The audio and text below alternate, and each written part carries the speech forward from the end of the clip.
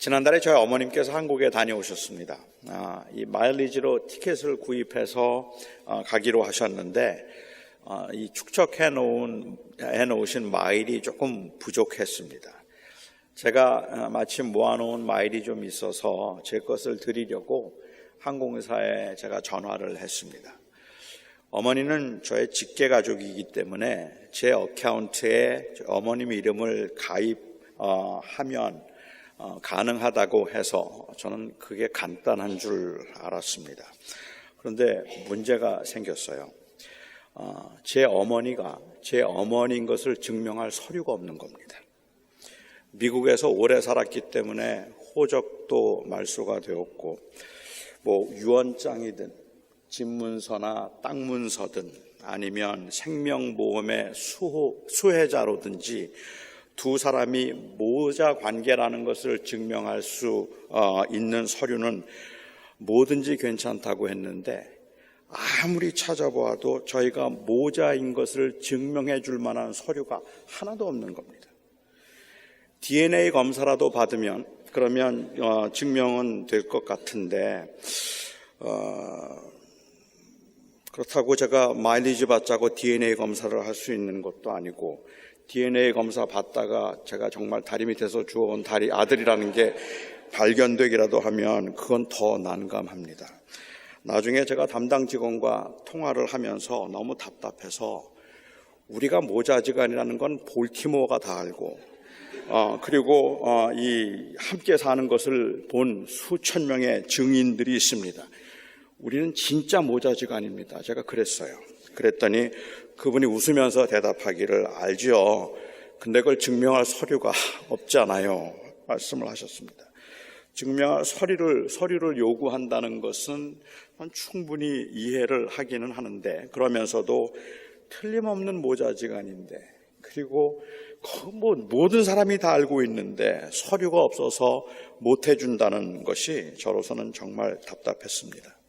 확실한 흔적들이 있는데도 불구하고 이 증거가 없기 때문에 사실관계를 인정할 수 없다면 서류에 의해서만 그게 입증이 된다고 말하면 참 억울하고 답답한 일임에 틀림이 없습니다.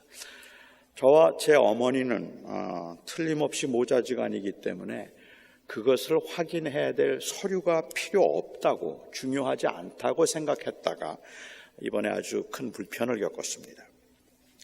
그런데 사실은 이 세상에는 그것보다는 그 반대의 일들이 더 많이 일어납니다.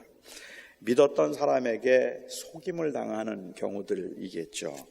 기독교 신앙에 아주 깊은 관심을 가지고 새롭게 거듭난 사람인 줄 알았더니 신천지였다든지 건전한 신학을 배운 준비된 목사인 줄 알았더니 신학교는 문턱에도 가보지 못하고 위조 서류로 조작된 인간이었다든지 장로 안수를 받았다고 해서 장로인 줄 알았더니 한국에서 미국에 오면서 비행기 안에서 자기 혼자 안수해서 장로가 된 사람이었다든지 이런 경우들입니다. 사실 이런 경우들 때문에 증빙 서류가 필요합니다. 세상에는 거짓된 사람들이 정말 많기 때문입니다. 마일을 주고받기 위해서 모자지간이라고 속이는 사람들이 있을 테니까 그러니까 증빙 서류가 필요합니다. 물론 이 증빙 서류의 한계는 인정합니다. 증빙 서류는 외적인 어떤 조건들의 사실관계를 증명해 주는 것이지 내면적인 자질을 증명해 주는 것은 아닙니다. 외적인 조건들에 대한 증빙은 내면적인 그 자질을 증명해 줄 수 있다고 생각되는 요식적인 방법일 뿐이라서 전적으로 의지하는 것은 사실은 위험하지요. 예를 들어서 한 교회에서 목사를 찾는다고 공고를 낸다면 거기에 조건들을 제시합니다. 정규 신학교를 졸업한 사람이라든지 5년 이상 목회를 한 경력이 있는 사람이라든지 영어를 어느 정도 구사할 수 있는 사람이라든지 아니면 다른 목사들의 추천서 등이 그러한 외적 조건들입니다. 교회에서 이런 것들을 요구하는 이유는 그 사람이 사역자로 얼마나 잘 준비된 사람인가 하는 것을 확인하기 위해서입니다. 그러니까 그 사람이 사역자로 잘 준비된 사람인가 하는 이 궁극적인 것이 그 사람이 외적인 자격 조건을 갖추고 있는가 하는 것, 그것보다 사실은 더 중요합니다. 그거는 아는데 이게 현실에서는 그렇게 쉬운 일이 아닙니다. 제가 이렇게 한번 질문을 드려봐도 될까 모르겠습니다.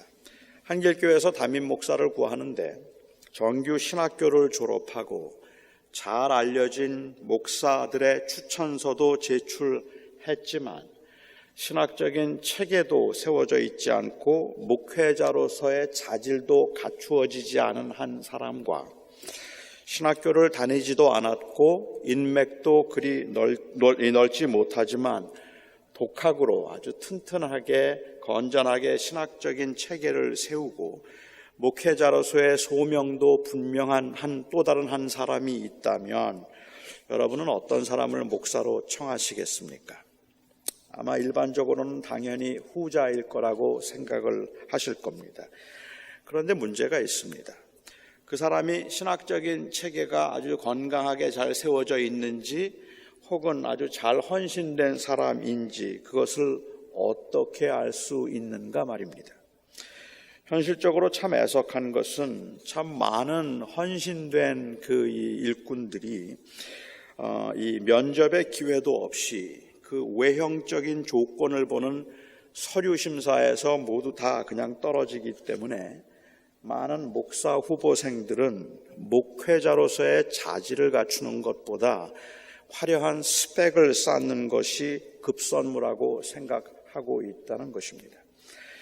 하지만 동시에 사람의 배경이나 다른 사람의 추천을 무시하고 그냥 몇 마디의 인터뷰를 통해서 그 사람의 인품과 그리고 내면을 살펴보는 것도 또한 굉장히 위험한 일입니다. 바울은 오늘 본문에서 고린도 교회의 교인들이 바울에게 추천서가 없었음을 문제 삼은 것에 관해서 오늘 본문에서 언급을 하고 있습니다. 자기가 개척한 교회에서 이 교인들이 바울에게 추천서가 사도들의 추천서가 없었음을 문제 삼는다면 바울은 어떤 심정이었을까요? 3장 1절 말씀입니다. 우리가 다시 자천하기를 시작하겠느냐? 우리가 어찌 어떤 사람처럼 추천서를 너희에게 붙이거나 혹은 너희에게 받거나 할 필요가 있겠느냐? 그런데 사실은 이 말은 듣기에 따라서는 참 교만하게 들리는 말이라서 불편하기도 합니다. 이건 엄청난 자신감입니다. 자신은 다른 사람들의 추천서가 필요 없다는 말처럼 들리기도 하고 자신의 가치를 그런 추천서에 의존해서 평가하려고 하는 것이 세속적이라는 말로 들리기도 합니다. 요즘은 사실은 자기 PR 시대인 것은 누구나 다 알고 있습니다.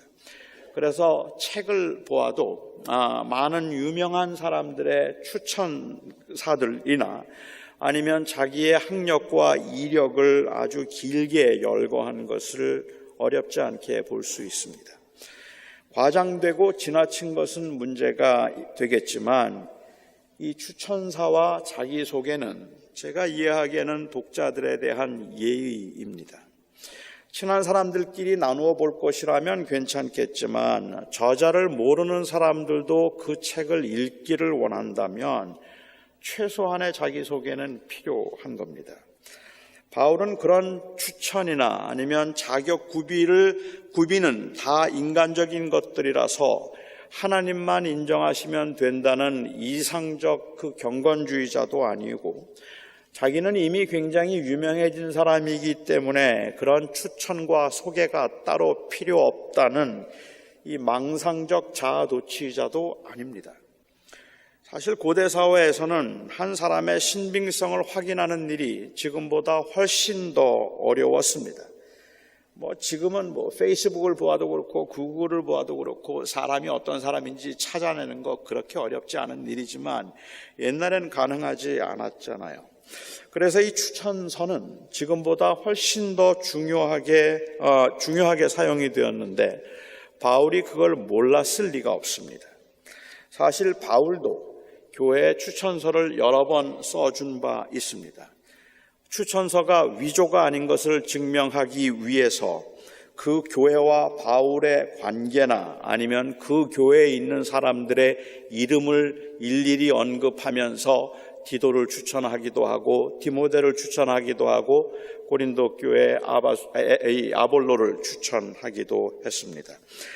그러니까 바울이 처음 왔을 때 그리고 그 이후에도 이 사도들의 추천서나 아니면 사도들과의 친분을 보여줄 수 있는 증명서라도 있어야 하지 않았겠는가라고 요구하는 것은 당연한 것입니다. 그런데 바울은 지금 자기가 왜 추천서가 필요하냐고 말하고 있는 겁니다. 왜 그런 것들이 필요한가를 말하는데 저는 바울이 이 말을 하는 의도가 도대체 무엇이었을까가 좀 궁금했습니다. 왜 바울은 이미 다 지나간 이야기인데, 다시 말하면 바울을 대적하던 사람들을 교회가 치리해서 이제 교회가 안정되었다는 소식을 들었는데 바울은 왜 이 이야기를 또 하고 있는 걸까? 아직도 분이 안 풀린 건가요? 아직도 그때 자기에게 추천서를 요구했다는 것이 자존심이 너무 상해서 그래서 지금 거기에 대한 해명을 지금 또 하려고 하는 건가요? 저는 바울이 이 말을 하기 전에 지난주에 살펴보았던 2장 17절에 하신 말씀을 좀 주목해 보고 싶습니다. 우리는 수많은 사람들처럼 하나님의 말씀을 혼잡하게 하지 아니하고 곧 순전함으로 하나님께 받은 것 같이 하나님 앞에서와 그리스도 안에서 말하노라. 지난주에도 말씀드린 것처럼 여기에 혼잡하지 하지 않았다는 이 말은 장사를 하는 사람들이 물건을 팔기 위해서 그럴듯하게 꾸미고 포장을 해서 말하는 것처럼 자기는 그렇게 전하지 않았다는 의미입니다. 그는 하나님의 원하심을 따라서 그리스도의 복음을 전했다는 말입니다. 그런데 그가 하나님의 말씀을 따라서 복음을 전했다는 걸 어떻게 알 수 있습니까? 하나님의 말씀을 전한 것인지 아니면 자기의 소신과 자기의 신학적인 입장을 전한 것인지 어떻게 알 수 있습니까?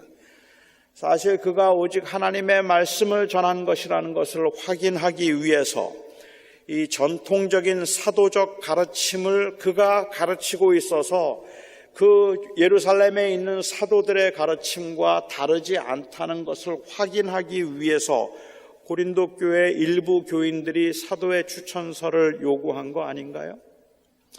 그것들을 요구한다는 것이 뭐가 문제가 될까? 그런데 그들에게 바울이 말을 합니다. 너희가 우리의 편지라. 우리 마음에 썼고 뭇사람이 알고 읽고 있는 바라고 했습니다. 고린도 교회의 교인들이 바울의 추천서라는 말이고 세상 모든 사람들이 다 그렇게 알고 있다는 말입니다.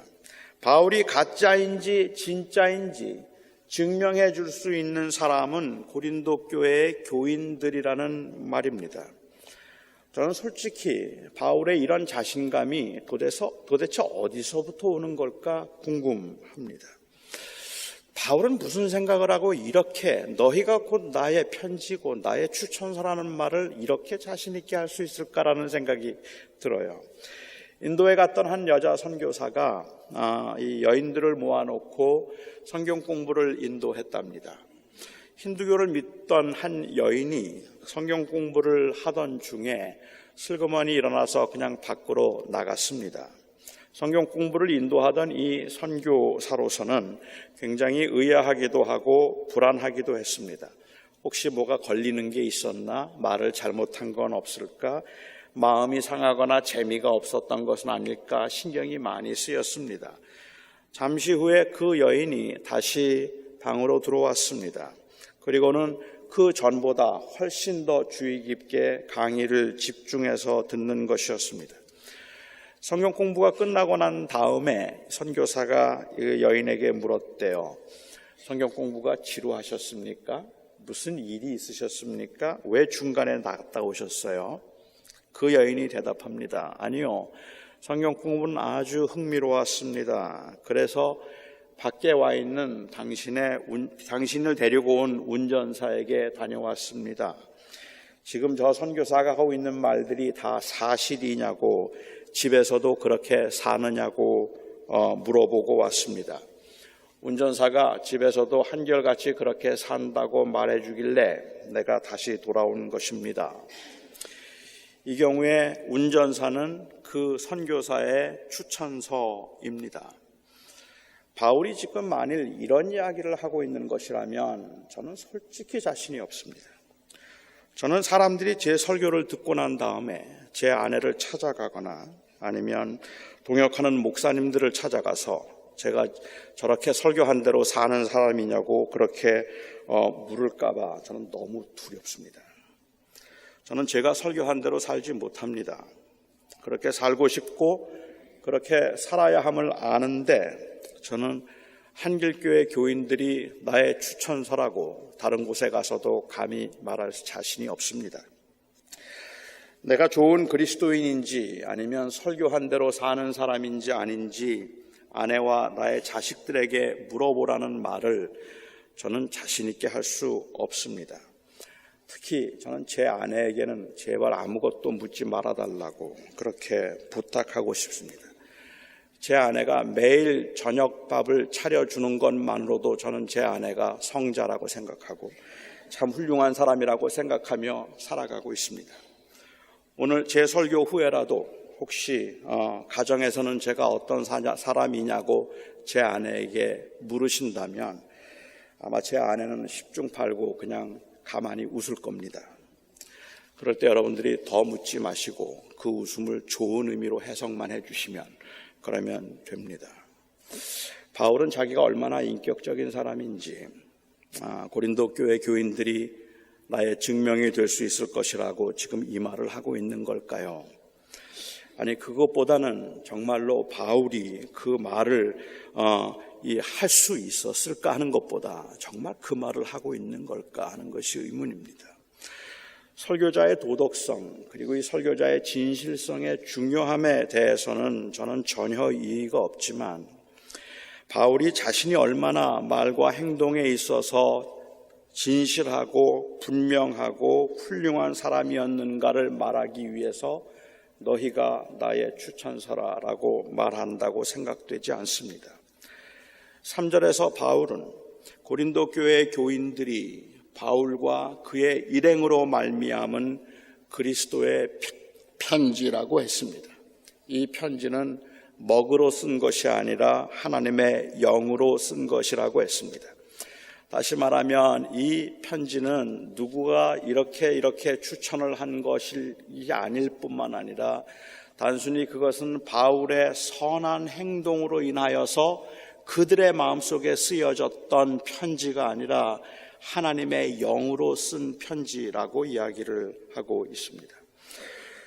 바울은 2절에서 너희는 우리의 편지라고 말하고 그리고 바로 이어서 3절에서는 너희는 우리로 말미암은 그리스도의 편지다라고 이야기를 합니다.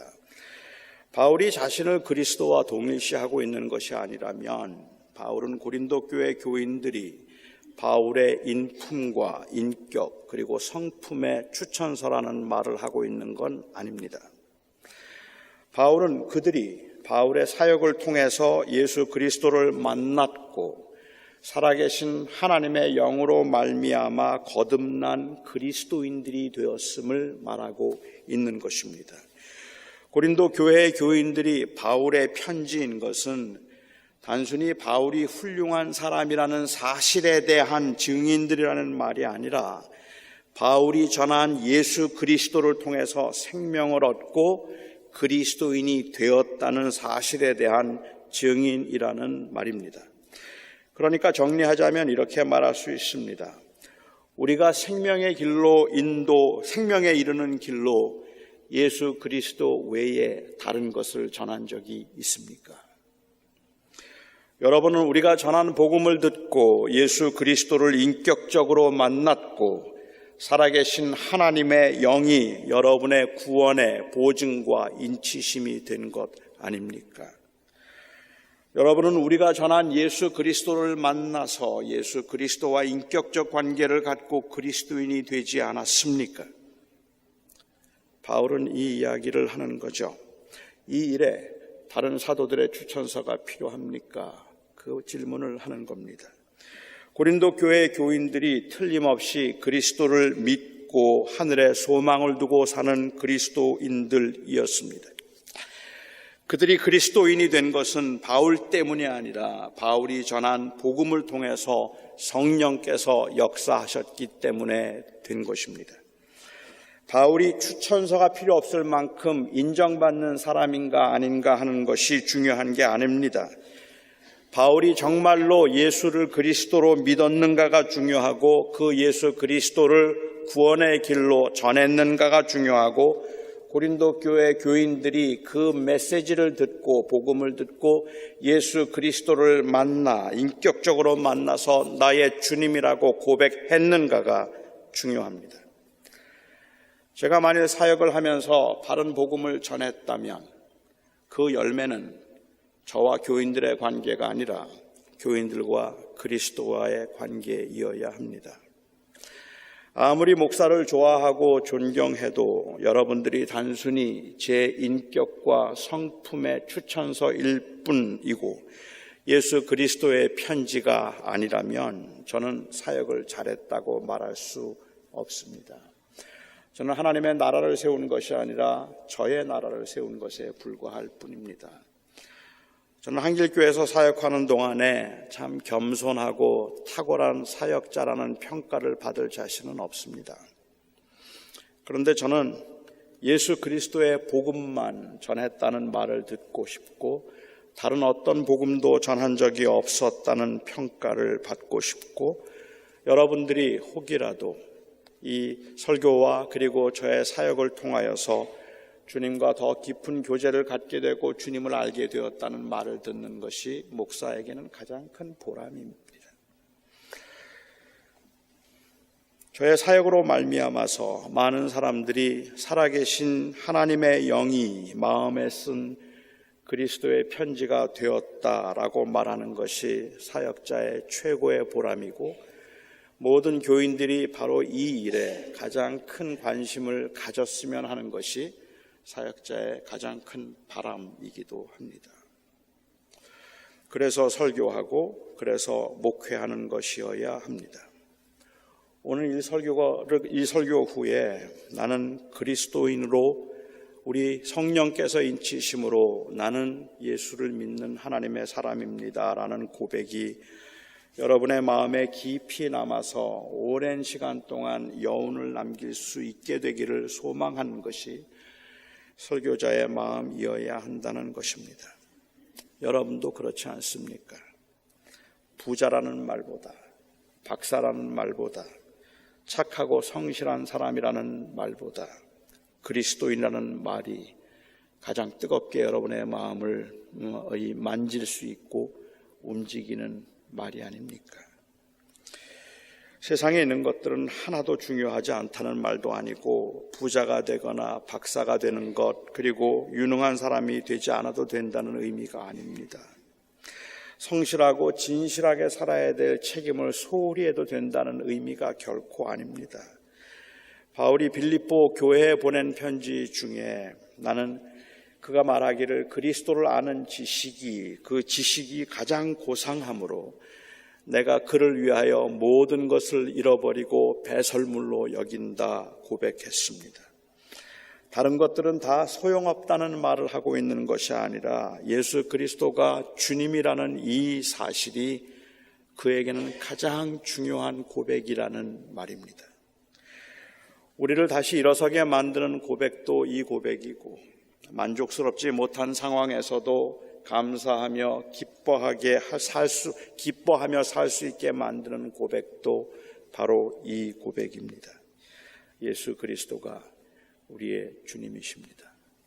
우리의 성공 중에도 그리스도는 우리의 주님이시고 우리의 실패 중에도 예수 그리스도는 우리의 주님이십니다. 바울은 고린도 교인들에게 내가 이것 말고 다른 것을 전한 적이 있었는가 묻습니다. 이것을 전할 때 성령께서 너희들의 마음을 움직여 너희들이 예수는 그리스도라고 고백했다면, 그렇다면 여기에 또 다른 추천사가 필요하겠는가 묻고 있습니다. 예수 그리스도가 우리의 주님이십니다.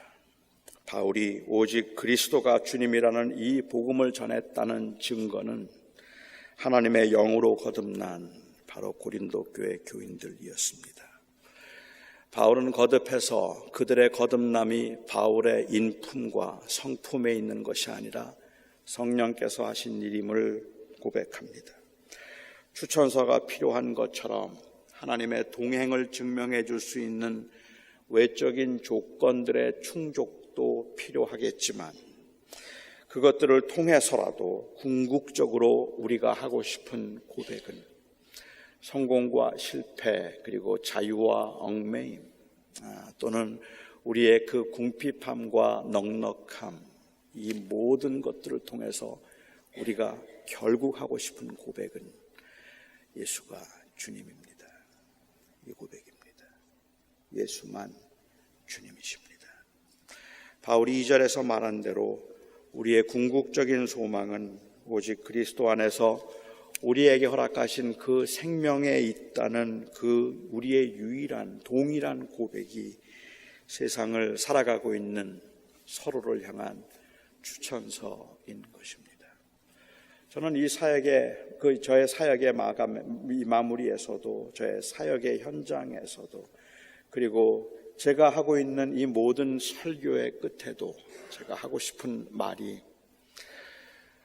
예수 그리스도가 우리의 모든 것입니다라는 고백이 아니라면, 그러면 저는 별로 의미 없는 일을 하고 있다고 생각합니다. 사랑하는 성도 여러분, 여러분들이 성령의 역사하심으로 인하여서 그리스도의 편지이기를 바랍니다. 여러분들 모두가 예수가 나의 주님입니다라는 고백이 오늘 여러분을 일으켜 세울 수 있기를 바랍니다. 기도하겠습니다. 사랑하는 나의 아버지 하나님, 세상은 참 험합니다. 험한 세상에서 아무도 믿을 수 없고 무엇도 의지할 수 없어서 우리는 많이 외롭기도 하고 많이 힘들기도 합니다. 하나님, 그 불안함과 그 두려움과 때로는 그 자신 없음 때문에 우리는 어느 때는 아주 화려한 스펙이 필요하기도 하고 추천서가 필요하기도 하고 다른 사람들의 인정을 목마르게 그리워하기도 합니다. 때로는 사람의 인정이 아니라면 주님, 우리는 힘을 가져야 되겠다는 생각을 할 만큼이나 저희들은 너무도 불안합니다. 하나님, 그 모든 상황 가운데서 우리로서는 이 세상에 살아가면서 그러한 외적인 조건들이 충족되지 않은 상황에서는 정말로 안심하기 어려운 이 세상을 살아가면서 하나님의 영이 우리 안에 우리를 거듭나게 하심으로 우리로 하여금 그리스도의 편지가 되게 하셔서 예수 그리스도가 나의 주님입니다라는 이 고백을 할 수 있음이 어떤 것보다 가장 강력하고 분명한 힘이 된다는 것을 믿고 살아가기가 매우 어렵지만 우리는 그것만이 생명인 것을 압니다. 오늘 이 시간도 우리 사랑하는 성도들과 제가 하나님 그리스도밖에는 없습니다라는 고백으로 이제 이 예배를 마감하며 세상을 향하여 나가려고 합니다. 우리의 삶의 현장에서도 우리를 불안하게 만들고 우리를 짓누르는 그러한 그 모든 어려운 외적 조건들 가운데 저희로 하여금 그리스도가 우리의 주님이심을 놓치지 않게 하여 주시옵시고 우리가 이 그리스도의 편지로 세상을 또 한 주간을 살아갈 수 있게 하여 주시옵소서. 예수님의 이름으로 기도하옵나이다. 아멘.